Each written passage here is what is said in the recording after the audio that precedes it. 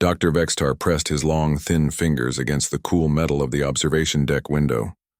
His large black eyes watched the small human ship floating in the distance. The vessel looked so simple compared to his own research ship, the Luminous Inquiry. Where his ship was sleek and white with smooth curves, the human transport was all sharp angles and dark metal. "Sir, we have completed our scans," said his assistant, Krilo. Her voice came through the translator device attached to her throat. "The readings are very interesting." Vextar turned away from the window. His tall gray body moved with careful steps across the research lab. Everything on his ship was clean and bright. The walls glowed with soft blue light. Computer screens showed data in colors that danced like water. "Show me what you found," he said. Krilo touched a control panel. A large screen appeared in the air between them. It showed pictures of the humans inside their ship. Vextar counted 23 adults and 12 smaller ones. "The adult humans match all our previous data," Krilo explained.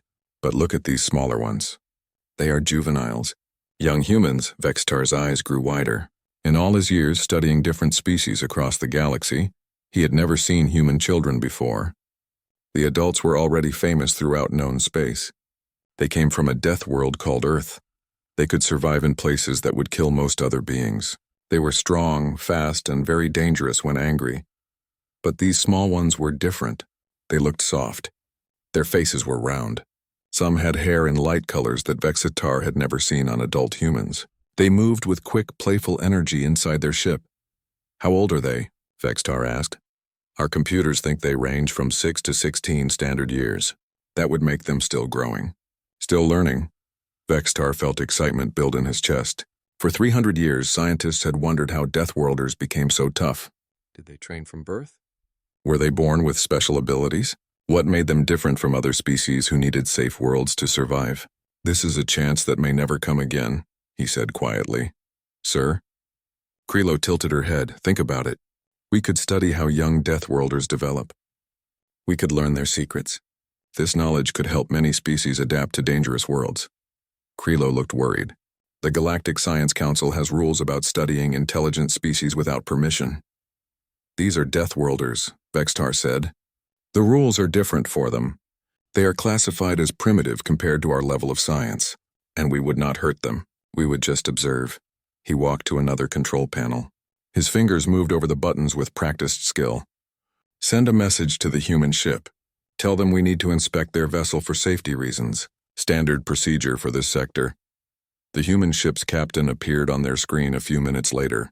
She was a middle-aged woman with short dark hair and tired eyes. She wore a simple blue uniform. "This is Captain Maria Santos of the transport vessel New Hope," she said. "We are carrying families to the Kepler 442 colony. Our documents are all in order. I am Dr. Vextar of the research vessel Luminous Inquiry. We need to bring your juveniles aboard our ship for health screening. There have been reports of diseases in this sector." Captain Santos's face changed. Her eyes became hard. "Health screening?" "Our medical officer cleared everyone before we left Earth. The children are all healthy."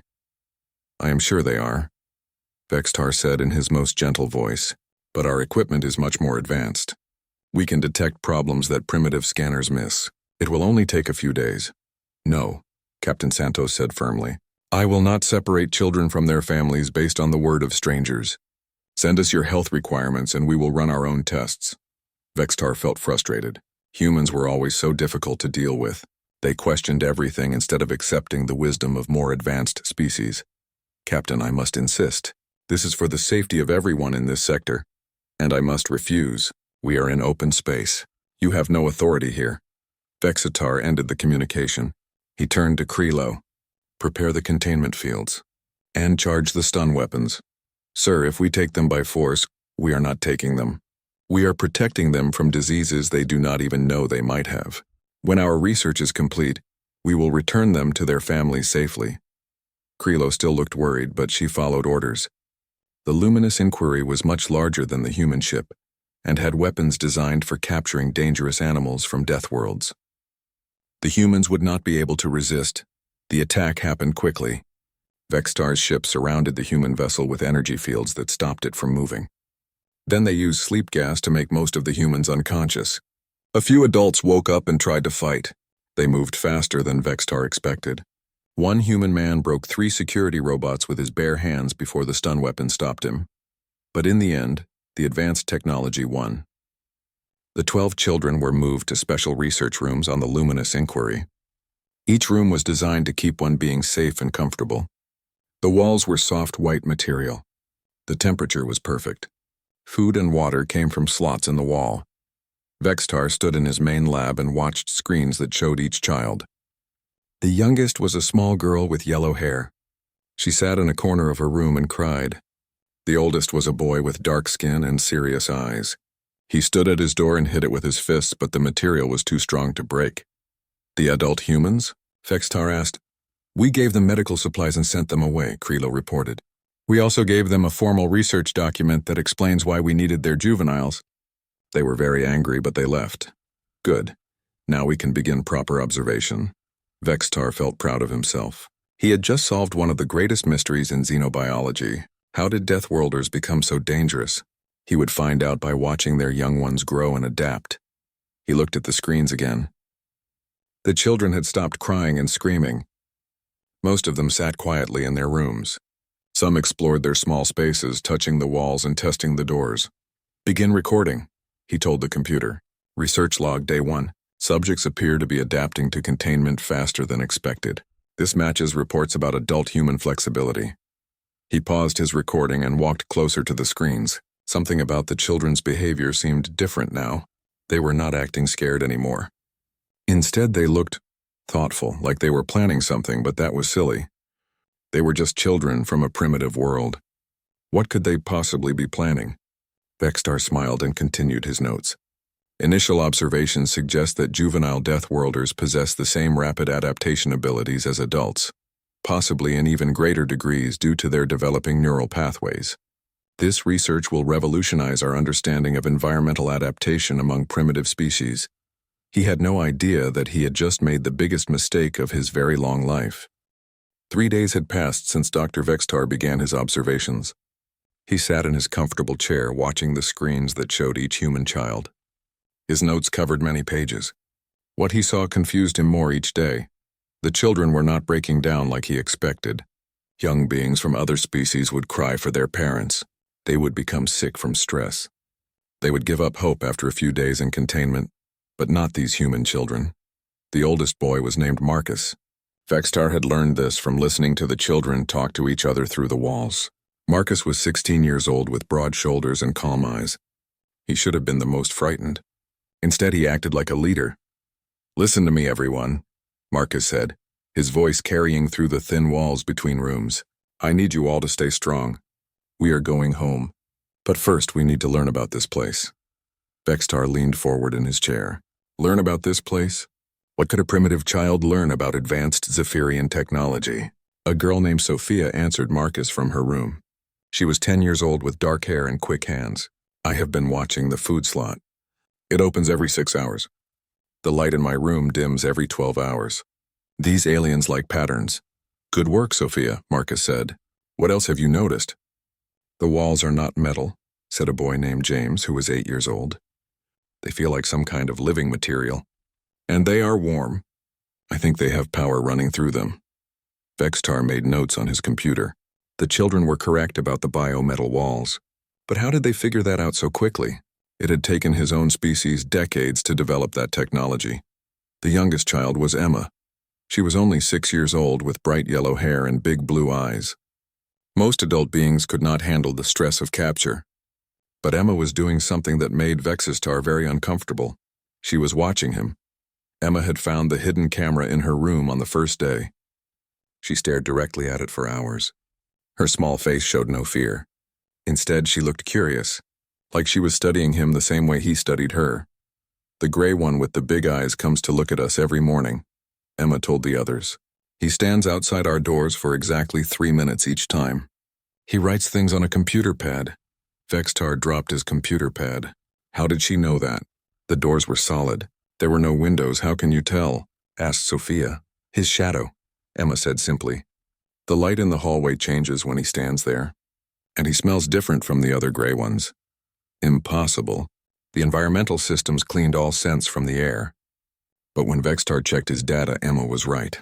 He did visit each door for exactly 3 minutes every morning. These are just children, he said to himself. They cannot be this observant. But they were. Marcus had started doing exercises in his room. Push-ups, sit-ups, running in place. The other children copied him. Even little Emma did jumping jacks with her small arms and legs. We need to stay strong, Marcus told them. Our parents will come for us. When they do, we need to be ready to help them. Vextar felt a chill run through his body. The human adults were gone.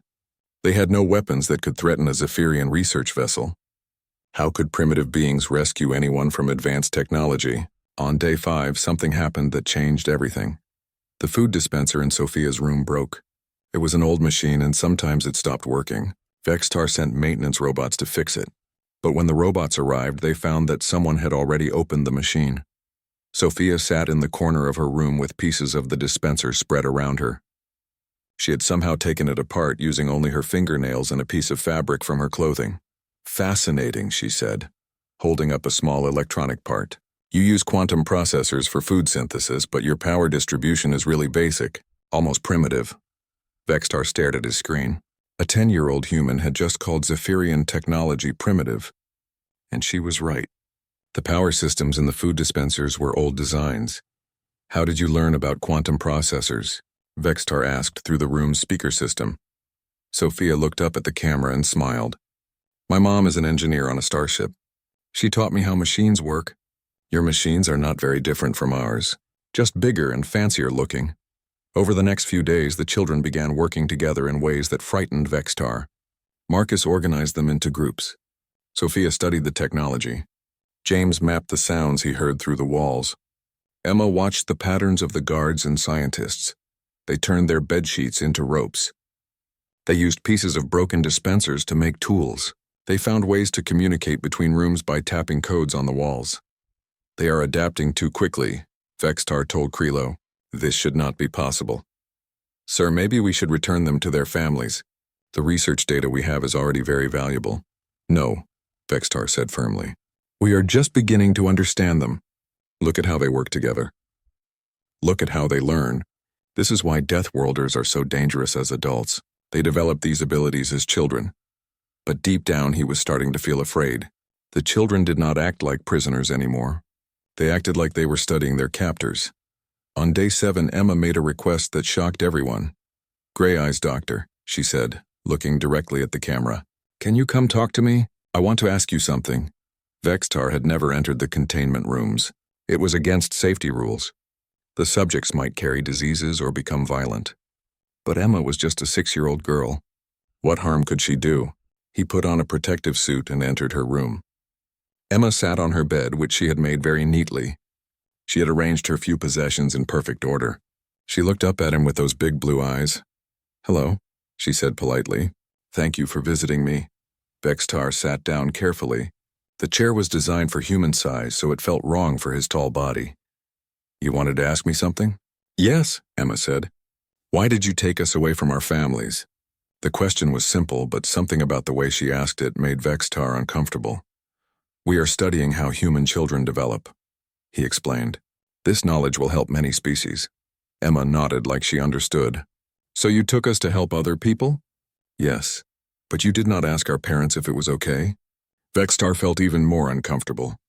Your species is not advanced enough to understand the importance of this research. Emma was quiet for a long moment.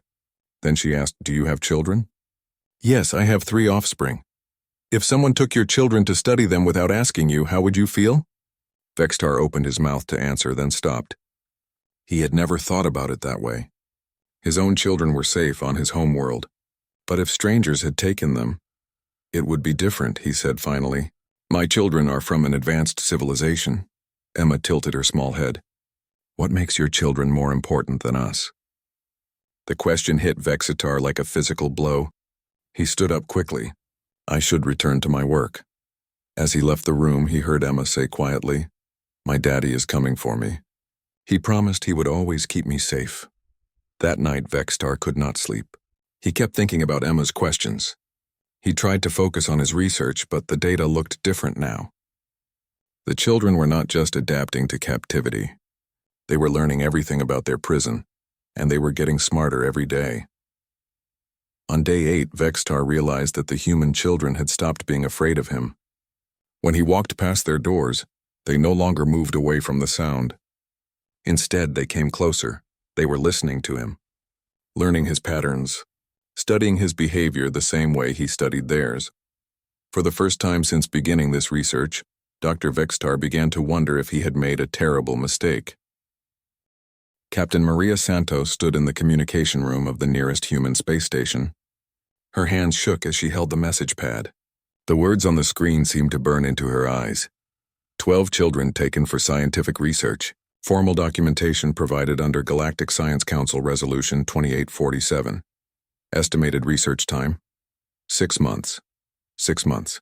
The aliens thought they could keep human children for 6 months. Maria had been a ship captain for 20 years. She had seen pirates, smugglers, and all kinds of dangerous people. But she had never felt rage like this before. "Send this message to Earth Command immediately," she told the station's communication officer. "Priority 1, emergency status." The young officer's face went pale as he read the report. "Ma'am, are you sure about these details? Aliens took human children?" "Every word is true," Maria said. "And if we do not get them back soon, there is going to be a war." The message reached Earth in 6 hours. It traveled through the quantum communication network that connected all human worlds. By the time it arrived, copies were already spreading to every human colony, space station, and military base in known space. Admiral Sarah Chen read the report in her office on Luna Base. She was a small woman with gray hair and serious eyes. She had commanded the Terran Defense Fleet for 15 years.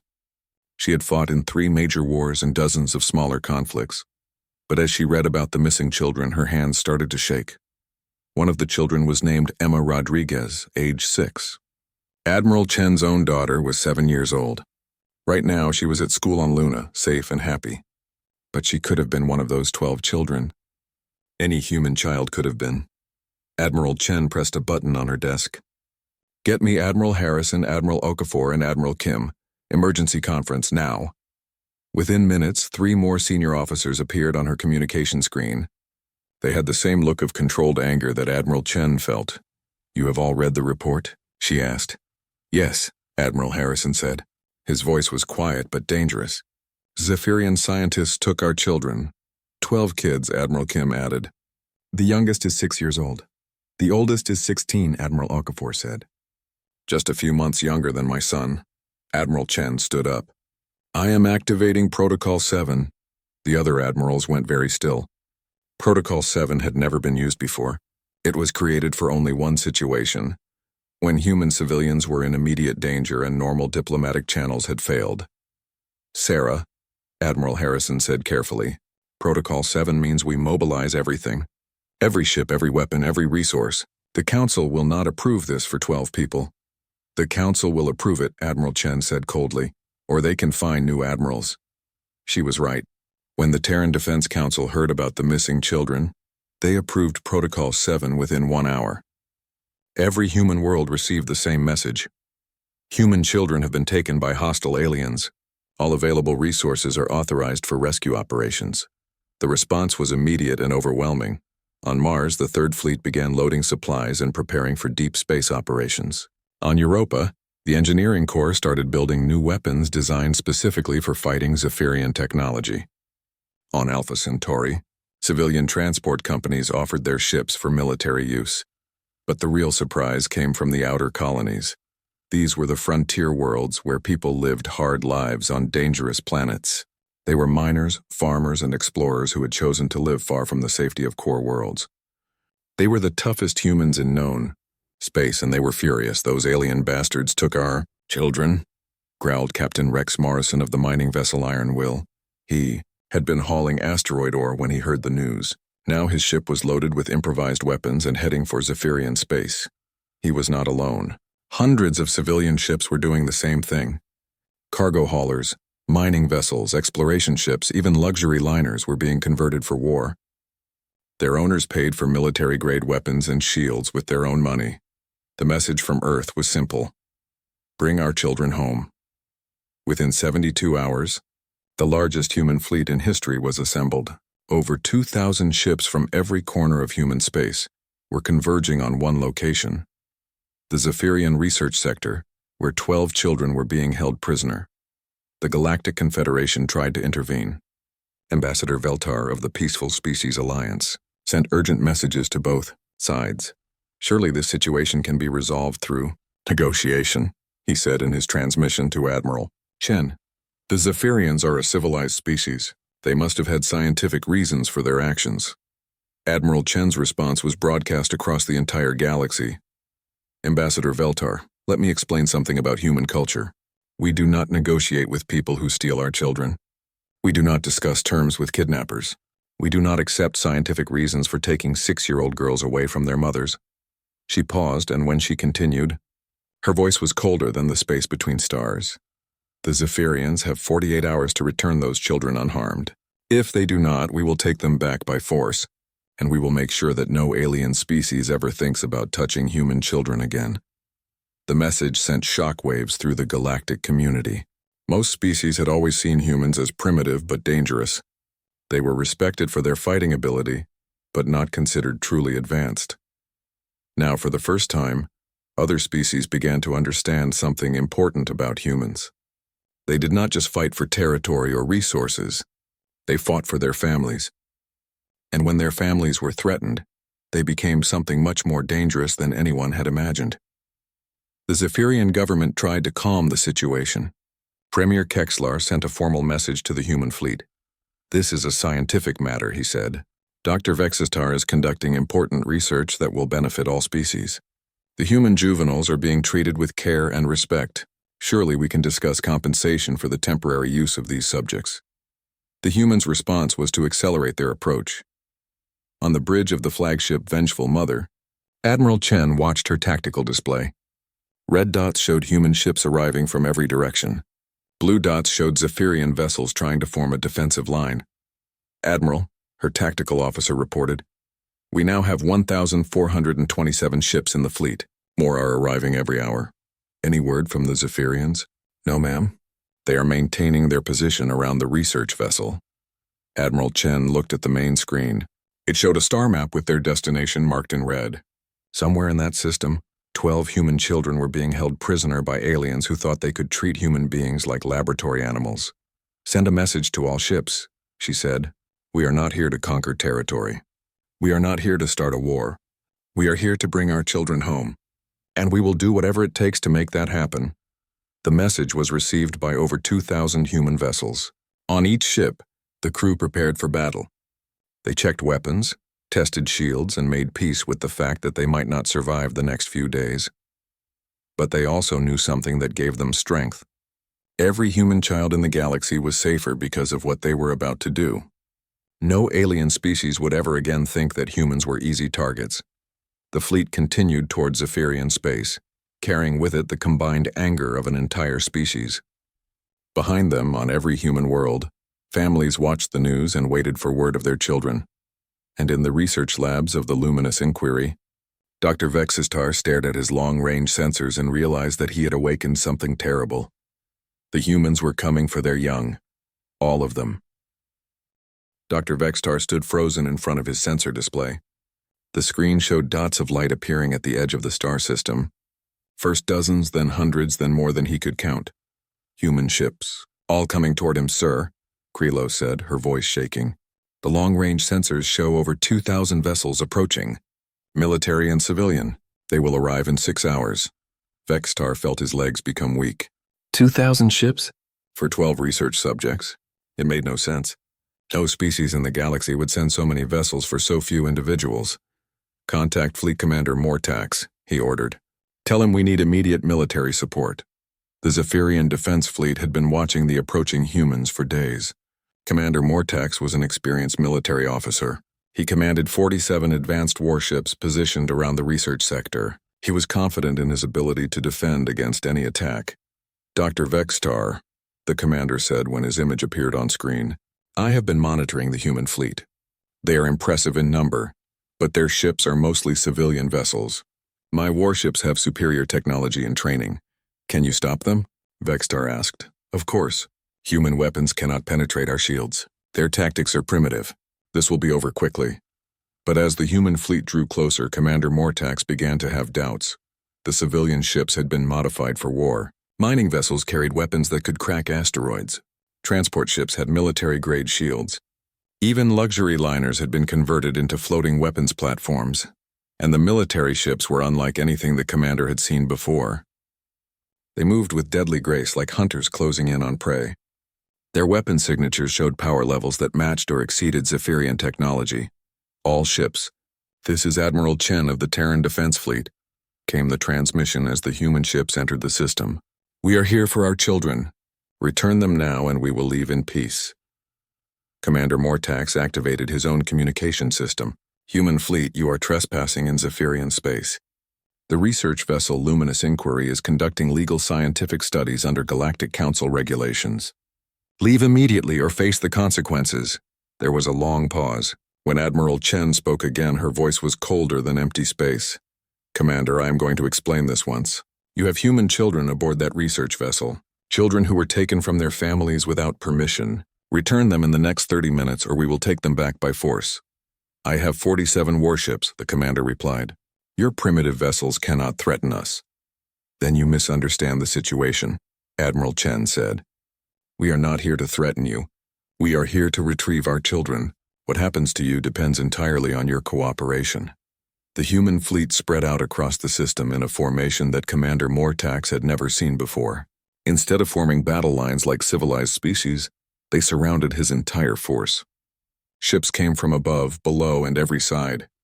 When the 30 minutes were up, the humans attacked. But it was not like any attack in recorded military history. The human ships did not try to destroy the Zephyrian vessels. Instead, they began systematically disabling them. Weapons that could have blown ships apart were used with surgical precision to destroy engines, weapons, and communication systems. The first Zephyrian warship, the Stellar Pride, lost power in under 2 minutes. Human plasma cannons melted through its engine cores while other weapons took out its weapon systems. The ship was left floating helplessly in space, its crew alive but unable to fight. This is impossible, Commander Mortax said, watching his tactical display. They should not have this level of precision. The second ship, the Bright Victory, tried to escape. Human fighters swarmed around it like angry insects, their weapons carefully targeting specific systems. Within minutes, the ship's engines were destroyed and its weapons were offline. One by one, the Zephyrian warships were disabled. Not destroyed, not damaged beyond repair, but systematically stripped of their ability to fight. The human fleet moved with coordination that seemed impossible for so many different ships and crews. They are not trying to kill us, Commander Mortax realized with growing horror. They want us alive to watch. The message was clear. We could destroy you all, but we want you to see what happens when you threaten our children. Dr. Vextar watched from his research vessel as the battle unfolded around him. His escort ships were being disabled one by one. Soon he would be alone and defenseless. Sir, we should surrender, Krilo said. Release the human juveniles and ask for mercy. No, Vextar said firmly. My research is too important. These children are the key to understanding how Deathworlders develop their abilities. I will not give up years of work. But even as he spoke, he was watching something on his internal monitors that frightened him more than the fleet outside. The human children were no longer sitting quietly in their rooms. Marcus had somehow opened his door. The 16-year-old boy stood in the hallway, wearing a makeshift environmental suit made from bedsheets and pieces of the food dispenser. He was moving with purpose toward the other containment rooms. How did he get out? Vextar demanded. Unknown, sir. The locks should be impossible to bypass without proper codes. But Marcus was not alone. Sophia appeared from another corridor, also wearing improvised protective gear. Behind her came James, then 2 more children. They moved like a team, like they had been planning this for days. They have been working together, Vextar realized. While I was studying them, they were studying us. The children had spent 12 days learning everything about the ship. They knew which corridors the guards used.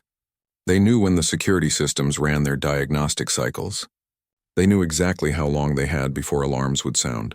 Emma, the 6-year-old, appeared last. She had made her own environmental suit from clothing and pieces of her room's furniture. She looked up at the security camera and waved at Dr. Vextar. Hello, Gray Eyes Doctor, she said. We told you our daddy was coming for us. Outside the research vessel, Admiral Chen received a communication from her scout ships. Admiral, we are detecting movement inside the alien research vessel. It looks like the children are moving through the ship on their own. Are they trying to escape? Admiral Chen asked. Unknown, ma'am. They appear to be heading toward the main airlock. Admiral Chen felt a mixture of pride and worry. Human children, even in the most dangerous situation, were trying to save themselves. But they were still just kids on an alien ship surrounded by hostile forces. Prepare boarding parties, she ordered. And get me a communication link to that research vessel. Dr. Vextar's image appeared on her screen. He looked terrified and confused. Behind him, alarms were flashing red. This is Admiral Chen. I believe you have something that belongs to us. Admiral, please, Vextar said desperately. This is all a misunderstanding. We were conducting important scientific research. The juveniles were never in danger. Doctor, Admiral Chen said, her voice deadly calm. Those are not juveniles. Those are not research subjects. Those are our children, human children with names and families and people who love them. She leaned forward and her eyes became hard as steel. You have 60 seconds to get to your main airlock. The children are on their way there now. You will open the door and let them come home to their families. If you do not, we will cut through your ship's hull and take them by force. But my research... 50 seconds. Dr. Vextar looked at his internal monitors. The human children were indeed moving toward the main airlock. They had somehow bypassed every security system on his ship. They were coming home on their own. 40 seconds. Around his ship, nearly 3,000 human vessels waited in perfect formation. They had disabled an entire Zephyrian fleet without losing a single ship. They had demonstrated power and precision beyond anything he had imagined possible. All for 12 children. 30 seconds. Dr. Vexistar realized that he had never understood what he was dealing with. He had thought he was studying primitive beings who could be taken and used for research.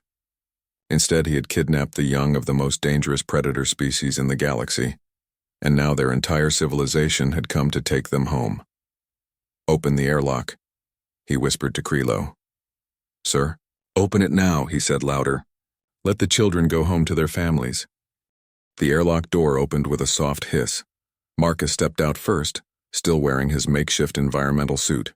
Behind him came the other 11 children, all of them moving with calm confidence. They had been prisoners for 12 days, but they walked like they owned the ship. Admiral Chen waited in the docking bay of the human flagship Vengeful Mother. She watched as her Marines helped each child across the short space between ships. When little Emma reached the human vessel, she looked up at Admiral Chen with bright blue eyes. Are you here to take us home? The 6-year-old asked. Yes, sweetheart, Admiral Chen said, kneeling down to Emma's level. We are all here to take you home. Dr. Vextar stood in his airlock watching the children leave. Each one stopped to look at him as they passed. But they did not look angry or afraid.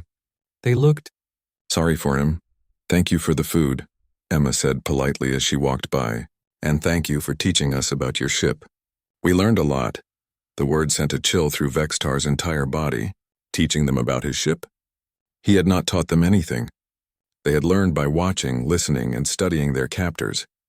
As the last child crossed to the human vessel, Marcus turned back to face Dr. Vextar. Doctor, the 16-year-old said, his voice calm and mature, you made a big mistake when you took us. Not just because you made our people angry, but because you gave us 12 days to learn everything about you. What do you mean? Vextar asked. Marcus smiled, but it was not a happy smile. We know how your security works. We know how your computers think. We know how your people react to different situations. We memorized the layout of your ship and the weaknesses in your technology. He paused, then added quietly, and now we are going home to tell everyone what we learned. The human children had not just survived their imprisonment. They had turned it into a military intelligence operation. Dr. Vextar watched the human ships begin to withdraw from the system. But they left behind a message that would echo throughout the galaxy for generations to come.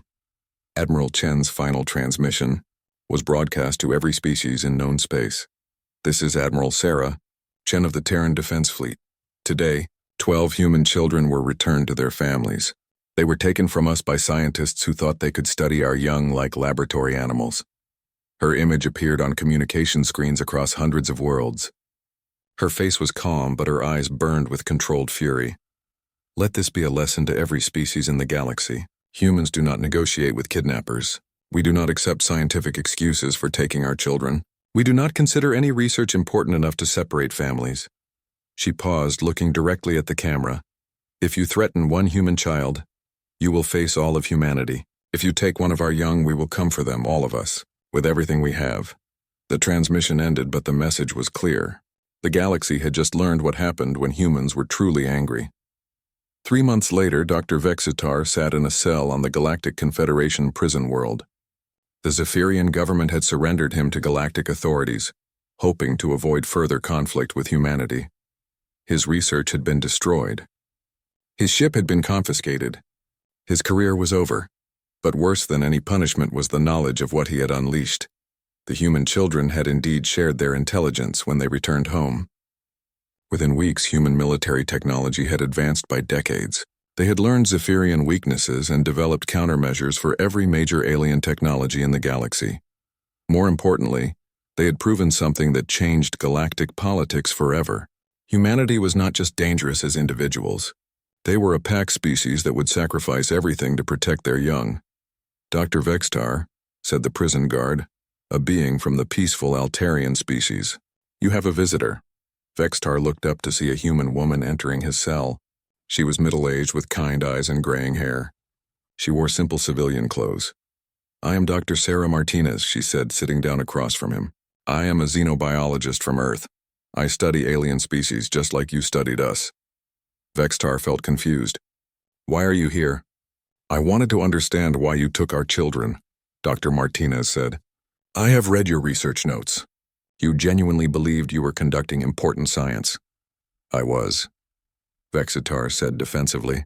"Understanding how Deathworlders develop could have helped many species." Dr. Martinez nodded slowly. "You were trying to learn how we become what we are, but you made a fundamental error in your research." "What error?" "You assumed that human children are weak, that they needed to be protected from their environment while they slowly developed adult capabilities." She leaned forward, and Vextar saw something in her eyes that reminded him of Admiral Chen. "Human children are not weak, Dr. Vextar. They are the most dangerous beings our species produces. They learn faster than adults. They adapt quicker than adults. They are braver than adults because they do not yet understand what is impossible." Vextar thought about Marcus organizing the other children, about Sophia reverse engineering Zephyrian technology, about Emma reading the behavior patterns of alien captors. "You wanted to study how we become dangerous," Dr. Martinez continued, "but you missed the truth. We are not dangerous because we become adults. We are dangerous because we never stop being children inside. We never lose that curiosity, that fearlessness, that willingness to try impossible things." She stood up to leave, then turned back one more time.